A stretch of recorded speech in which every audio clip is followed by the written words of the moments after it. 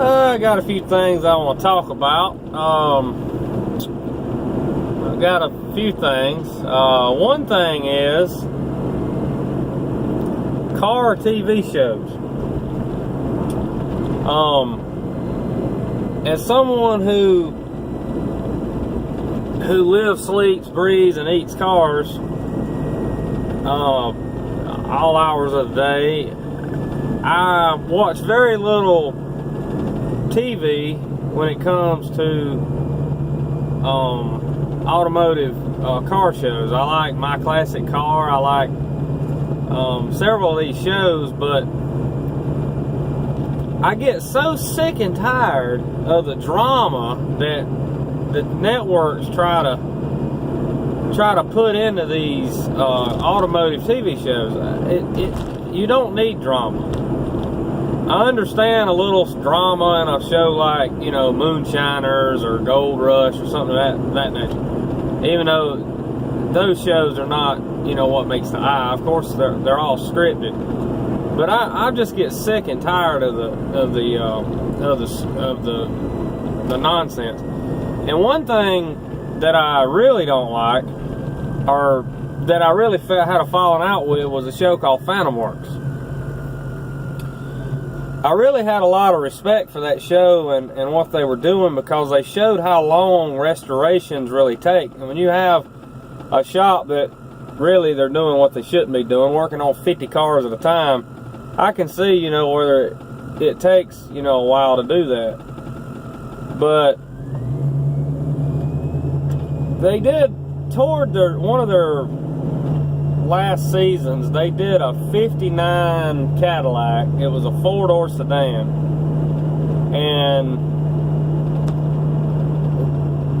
they had the guy there at the end of the project, and according to their the little day clock at the bottom of the TV screen, this car was there almost 2 years, which in my opinion, I don't care how much work a shop's got, there's no reason for a car build to take that long.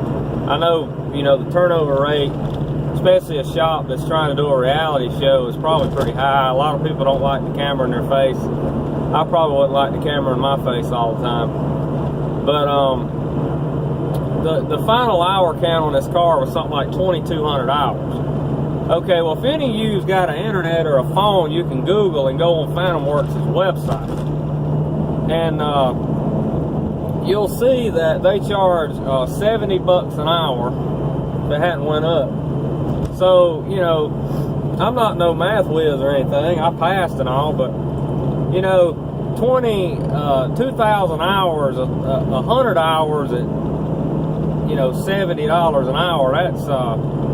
That's $7,000. Well, you do the math on that, and 10 times 7 is 70. So 1,000 hours would be $70,000. 2,000 hours, $140,000. That's just a labor on this 59 Cadillac that appeared. It was a lavender pink, basically a stock build except for an LS late model drivetrain. Okay, I figured worst case scenario on this car, and it was not a rust bucket.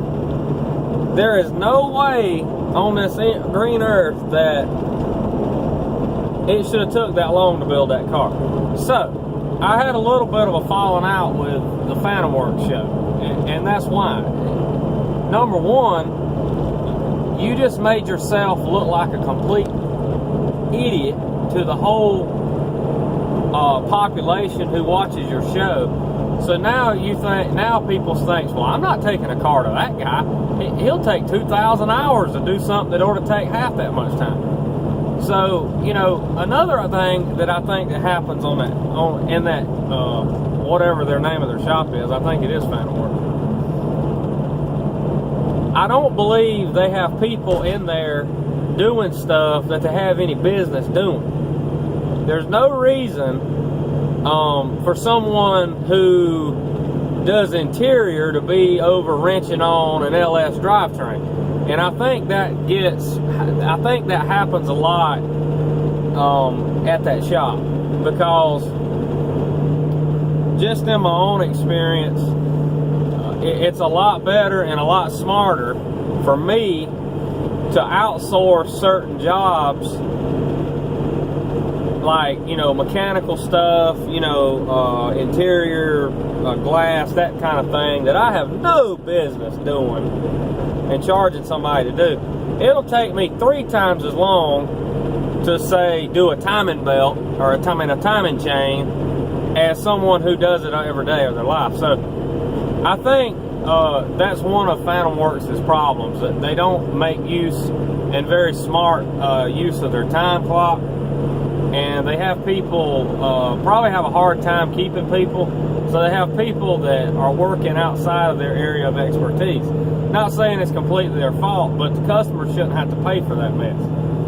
Okay, so now I've said my piece about some of this reality TV. fantomworks, like I said, that kind of disappointed me at the end there, but that guy's also not very bright, and saying, you know, if you watch this show, one more thing I want to say, if you watch this show and it's like it costs $10,000 to do brakes and suspension on a car. I mean, it's totally insane. He'll be like, oh, well, that's not a bad budget to do brakes and suspension and tune up the engine. $10,000, that's not too bad. Yeah, funny. I can do all that, you know, pay somebody and not cost me $1,000. I mean, it's just absolute atrocity use of time, in my opinion. So, with that being said, I wanted to briefly mention about Barrett-Jackson. Okay? I go to a lot of swap meets, I go to a lot of car shows. I see some nice cars for sale. I mean, some nice cars for sale. You can buy, more often than not, a very, very nice car for somewhere in the neighborhood of $30,000 to $50,000, depending on what it is. That same junk on Barrett-Jackson, and I think there's a lot of suckers that go to those auctions, because I've read internet posts about people who have been at these auctions and have seen these cars in person, and these cars selling for all this huge money, and, you know, the headlights not even be adjusted properly. I mean, just ridiculous. Like, they throw these cars together just to sell them, and then they got all these suckers out there that'll pay this kind of money.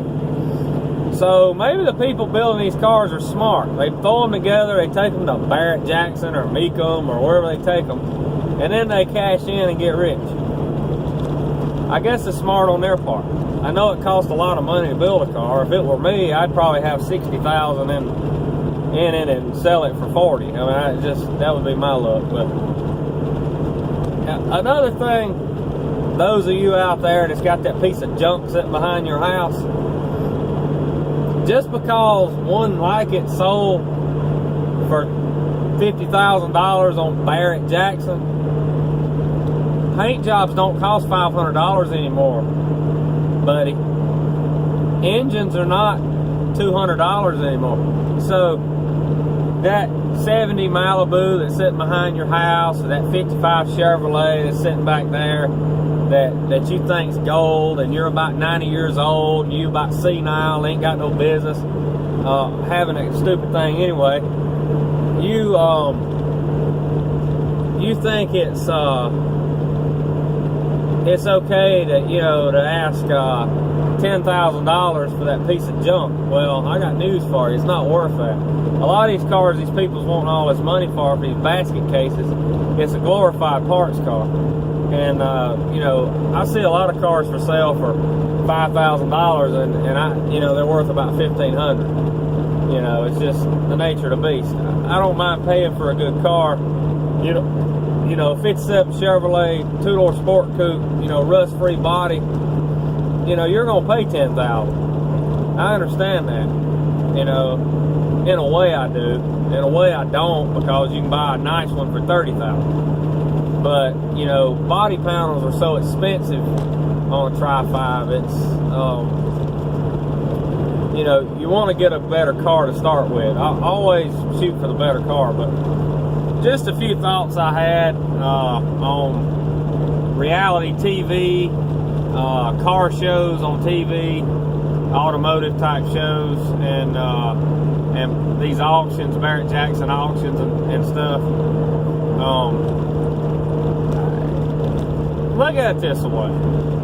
You know, most people don't have that kind of money. We could, you know, go to the fair, and they used to have this little game where you could throw dimes out into a glass and win, you know, bowls and cups and that kind of thing. I think years ago you can win boxes of candy and that kind of stuff, but you know, it wouldn't be nothing to me to go buy, you know, $10 worth of dimes and throw them at these bowls. You know, I wouldn't never miss it. You know, it's $10, whatever. So have some fun. Well, these people that's billionaires and multi-millionaires, they can go throw 100,000 at a time, 100,000, million, 100,000. They just having fun. That money's nothing to them. So, you know, a prime example, there was a 70 Chevelle sold about 10 years back. It was an NHRA record holder, convertible LS6 4-speed car. And it sold for $1,050,000. Well, the car was sold several years later for like $150,000. So, you know, that was a tax write-off for that fella. So just keep that in mind. All you people out there that see this, even with a nice car and you see, oh yeah, it's sold for all this money, blah, blah, blah. Well, that's all nice, but that don't mean your car's worth that. And more often than not, it's not. Like I said, most cars that's nice can be bought anywhere between, actually less. You can buy a nice car for 15 grand, really nice car. Depends on what it is. You know, my 57 was low 30s, and that's a really nice car. It ain't a perfect car, it's a driver. You know, first generation Monte Carlo, you know, mid 20s will get you a real nice car. But just keep that in mind. Like, share, comment, check back for more videos, some of my thoughts on certain subjects. Ramblings for the most part. Keep updated on the 70 Monte Carlo project. Check back for the Speed Theorems TV episode with me and my friend Kevin. That's all for tonight. Good luck with everyone's projects out there. We'll talk to you later.